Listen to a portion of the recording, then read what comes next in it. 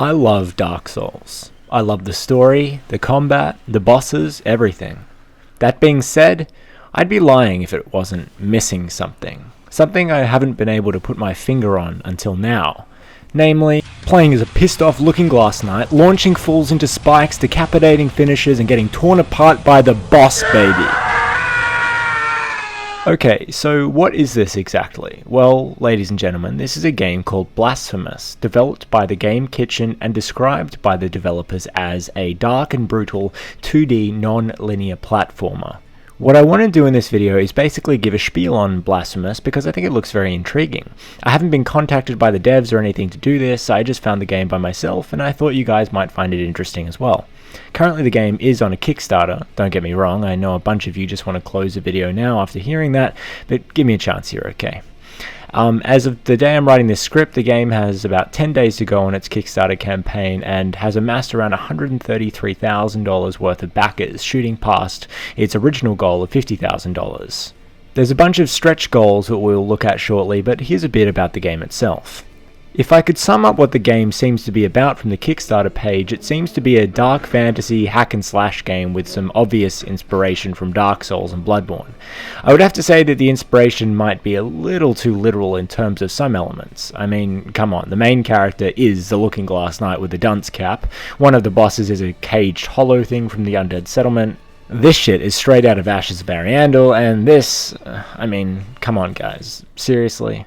That being said, there is quite a bit of originality here. The bosses look really cool and the art style is that classic dark fantasy look that we know and love so much. Decrepit cathedrals, lots of blood, fuck huge swords, and so on. The developers write on the page, Evocative Narrative. Blasphemous' levels are not just platforms, they tell a story to those who are interested, but don't get in the way if you just want the action. Sounds similar to Souls, right? I think Blasphemous' biggest challenge will be that in this vacuum that Dark Souls has left behind, devs will find it hard to make their games distinct from Souls, yet also alluring to the game with familiar imagery and gameplay mechanics that we love so much. This is especially true in terms of the lore, which Blasphemous already has. Set in the savage land of Orthodoxia, a place where religion is of the utmost importance in the eyes of the populace, superstition runs amok, and churches outnumber people 2 to 1. You will find yourself in this hellish territory in the wake of the age of corruption. Riddled with frustration at their insufficient devotion, the High Pontiff heaved his golden throne with and turned the entire throne back. Years passed and all of a sudden it appeared something was beginning to change in the state of the High Pontiff. Dried out, dying branches began to emerge from the ends of his fingers and slowly started growing out from all over his pallid, immobile body. The High Pontiff was transformed into a great, withered and barren tree and began to burn for 90 days and 90 nights. Once the tree had been entirely consumed by the flames, a huge mountain of ash stood in its place, topped by the infamous turned throne, unoccupied and unguarded. The remaining church leadership scrambled upwards to reach the top and assume the throne, but the mountain began to shift beneath their feet, and before long the mountain of ash had swallowed up every and each soul who had been present in the cathedral.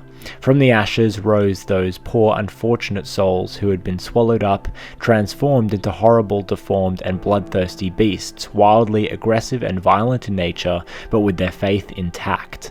So it's not entirely the same as Souls, but there's pontiffs, people being set on fire, beasts and such, you get what I mean. Regardless of the similarities, I'm still intrigued just from the cool factor alone. I've been playing a lot of the Hotline Miami series lately, and I've got more of an appetite for atmospheric and gory indie games than I thought I had. Hopefully this game will scratch that itch as well as my Souls itch. Speaking of which, if anyone has any gory 16-bit indie games for me to try, mention them in the comments. The main character is going to be called the Penitent One, described as a rogue nomad tackling the evil of this world alone, with only its trusty sword by their side. The Penitent One is the last survivor of a congregation called the Silent Sorrow. The whole group was punished to be thrown to the great abyss of the eternal grief. A little generic, perhaps, but that's not necessarily a bad thing. As much as I love them, Hotline Miami's protagonists are also fairly generic, but I don't have a problem with them.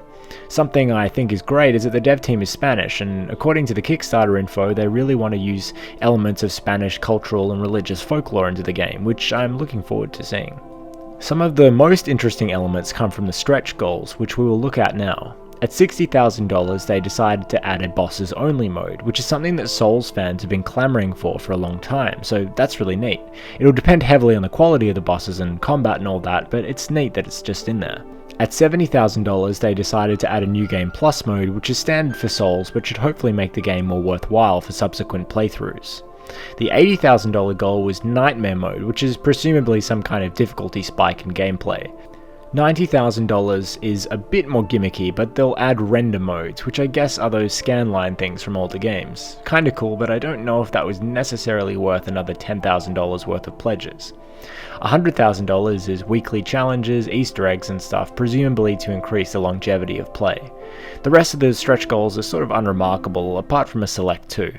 One is a gameplay mechanic, referred to as seeds. Essentially how this would work is that you would plant a seed in your world, and in my playthrough that seed might grow into a plant, which I can consume. According to the Kickstarter, it'll have unexpected results, so maybe it'll be a buff or a debuff. Sounds kinda neat. The second is quite intriguing, a persistent boss creature. According to the Kickstarter, this will be a boss that gets stronger every time a player kills it, eventually creating some nearly impossible enemy to destroy. It might be interesting if implemented properly. The devs are also going to implement voice acting and other factors which might be interesting. I'd personally be fine without voice acting for the main character, but also would rather be just a blank slate instead of a pre-written character, but that's the Souls player in me coming out. Anyway, that's pretty much the state of Blasphemous at the moment. They want to release a simple playable element of the game this year, apparently June-July if the campaign succeeds, with alpha beta testing happening through 2018, and then a full release on Windows, Linux, iOS, PS4, Xbox One, and the Switch at the start of 2019. That's pretty ambitious for a small dev team. They're actually really small. The team's only made up of 7 people, I think. So hopefully they can pull it off with the backing they get. As with any Kickstarter campaign, be prepared for a few spanners in the works, but overall my hopes are high for Blasphemous, and I hope they can pull it off. I've put the link in the Kickstarter in the description if any of you are interested. Before we end, I'd like to do a big shout out to my patrons as well, and also I'd like to give a very special thanks to Alex, who really, I wouldn't be able to have gotten this video out without you. Thanks again for your continued support. Until next time.